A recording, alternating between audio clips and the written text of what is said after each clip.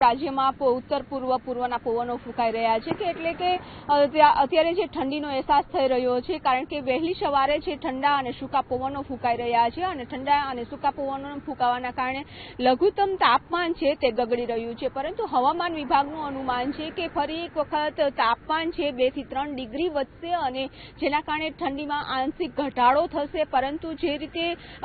વારંવાર સિસ્ટમ બની રહી છે અને સિસ્ટમના કારણે પણ કંઈક વાતાવરણમાં ફેરફારો જોવા મળી રહ્યા છે, તાપમાનમાં ફેરફારો જોવા મળી રહ્યા છે અને લોકો પણ અત્યારે ઠંડીનો અહેસાસ કરી રહ્યા છે, બેવડી ઋતુનો અહેસાસ છે તે કરી રહ્યા છે। ખાસ કરીને આપણે વાત કરીએ આ શિયાળાની, તો આ શિયાળામાં હંમેશા માટે એવું જોવા મળી રહ્યું છે કે વારંવાર પવનની દિશા બદલાય છે અને તેના કારણે તાપમાનમાં સતત વધઘટ જોવા મળી રહી છે। ખાસ કરીને ગુજરાતમાં અત્યાર સુધી 15 જાન્યુઆરી આવી ગયું છે, અડધો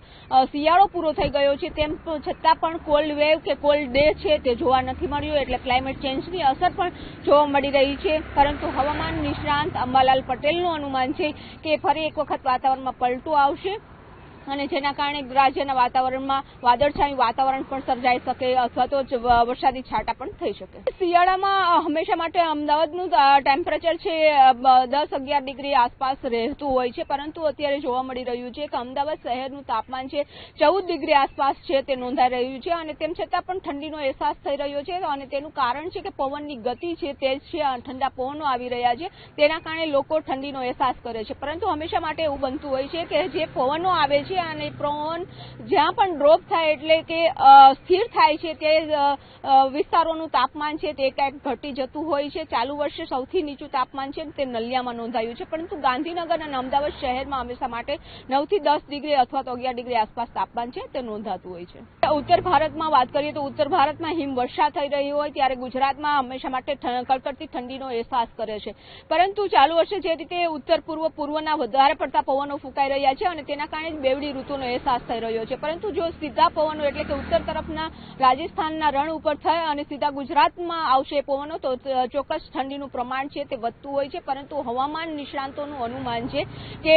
ઠંડી છે તે લાંબો સમય ચાલશે, ખાસ કરીને માર્ચના મધ્ય સુધી ઠંડીનો અહેસાસ થાય તેવું અનુમાન છે। રાજ્યમાં ઉત્તર પૂર્વના પવનો ફૂંકાઈ રહ્યા છે એટલે કે અત્યારે જે ઠંડીનો અહેસાસ થઈ રહ્યો છે કારણ કે વહેલી સવારે જે ઠંડા અને સૂકા પવનો ફૂંકાઈ રહ્યા છે અને ઠંડા અને સૂકા પવનો ફૂંકાવાના કારણે લઘુત્તમ તાપમાન છે તે ગગડી રહ્યું છે, પરંતુ હવામાન વિભાગનું અનુમાન છે કે ફરી એક વખત તાપમાન છે 2 થી 3 ડિગ્રી વધશે અને જેના કારણે ઠંડીમાં આંશિક ઘટાડો થશે, પરંતુ જે રીતે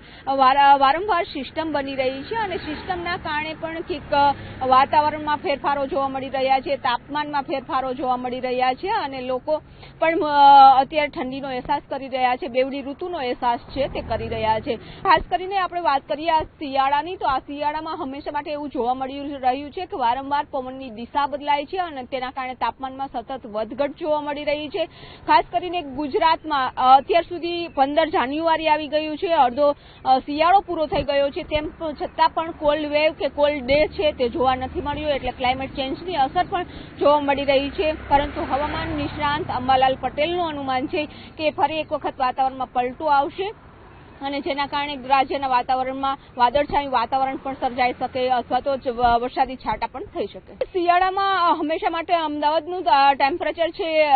10-11 ડિગ્રી આસપાસ રહેતું હોય છે, પરંતુ અત્યારે જોવા મળી રહ્યું છે કે અમદાવાદ શહેરનું તાપમાન છે 14 ડિગ્રી આસપાસ છે તે નોંધાઈ રહ્યું છે અને તેમ છતાં પણ ઠંડીનો અહેસાસ થઈ રહ્યો છે અને તેનું કારણ છે કે પવનની ગતિ છે તેજ છે, ઠંડા પવનો આવી રહ્યા છે, તેના કારણે લોકો ઠંડીનો અહેસાસ કરે છે, પરંતુ હંમેશા માટે એવું બનતું હોય છે કે જે પવનો આવે છે અને પવન જ્યાં પણ ડ્રોપ થાય એટલે કે સ્થિર થાય છે તે વિસ્તારોનું તાપમાન છે તે ક્યાંક ઘટી જતું હોય છે। ચાલુ વર્ષે સૌથી નીચું તાપમાન છે તે નલિયામાં નોંધાયું છે, પરંતુ ગાંધીનગર અને અમદાવાદ શહેરમાં હંમેશા માટે 9 થી 10 ડિગ્રી અથવા તો 11 ડિગ્રી આસપાસ તાપમાન છે તે નોંધાતું હોય છે। ઉત્તર ભારતમાં વાત કરીએ તો ઉત્તર ભારતમાં હિમવર્ષા થઈ રહી હોય ત્યારે ગુજરાતમાં હંમેશા માટે કડકડતી ઠંડીનો અહેસાસ કરે છે, પરંતુ ચાલુ વર્ષે જે રીતે ઉત્તર પૂર્વના વધારે પડતા પવનો ફૂંકાઈ રહ્યા છે અને તેના કારણે બેવડી ઋતુનો અહેસાસ થઈ રહ્યો છે, પરંતુ જો સીધા પવનો એટલે કે ઉત્તર તરફના રાજસ્થાનના રણ ઉપર થાય અને સીધા ગુજરાતમાં આવશે પવનો તો ચોક્કસ ઠંડીનું પ્રમાણ છે તે વધતું હોય છે, પરંતુ હવામાન નિષ્ણાંતોનું અનુમાન છે કે